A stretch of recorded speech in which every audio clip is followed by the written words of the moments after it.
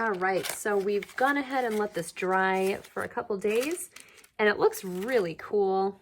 You can kind of notice how the salt has dried into the glue. It's made this really awesome, almost sandy crystal type texture. I did end up brushing off a lot of the extra salt just because it's going to crumble off on its own anyway, so I kind of helped it on its way, and I tapped it onto my placemat. Once it's on my placemat, I can go ahead and fold this up like a taco and put it in the garbage can. But there's one other thing that we can do to our snowflakes to make them really extra awesome. If you don't have paint at home, you can do this with food coloring, and I'm going to use a couple different colors today. I think I'll use green and blue. And I have two little containers of water over here. I'm not going to put in a lot of food coloring because a little goes a long way. And if you've ever decorated cookies before, you know this. Don't put too much food coloring in your frosting. So I'm going to swish this around a little bit until it mixes. We'll do one more. And I'll mix that up a little bit better. And that's going to get a little more green. And you can make your own homemade watercolor paint. Just a little bit of food coloring. All right, the other color I'm going to use is blue. I think I'll put 2 drops of blue. Okay, I'm going to swish this around gently because I don't want this to spill.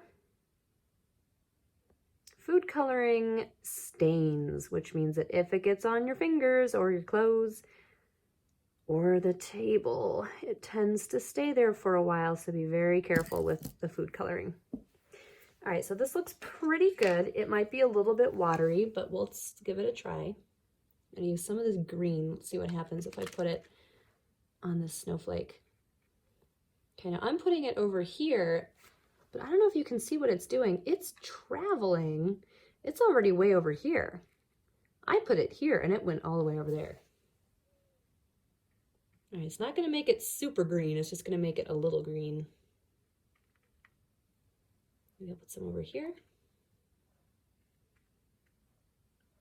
If you do want your green to be a little bit darker, you can always add another drop of green food coloring. And if you do have watercolor paint at home, you could also do this with watercolor paint. I'm just showing you a different option just in case you might have this in your kitchen cabinets. All right, now I'm going to switch to blue. And I might not have enough food coloring actually. This looks a little too light for me, so I'm going to add another drop.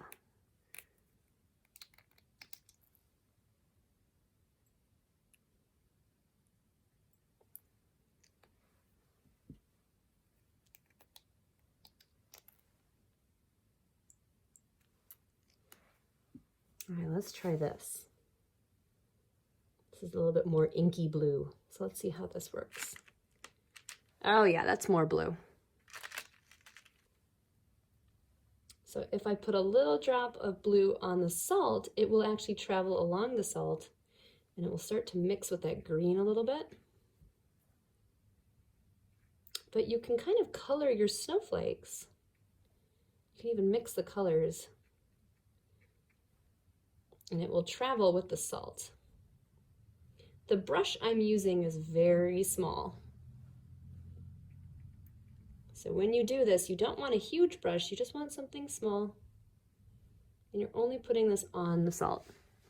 So if you want your snowflakes to change different colors, you can try experimenting with things you might have in your kitchen. So we've already used salt, and this is with food coloring. So you can try that if you want to, and have fun exploring.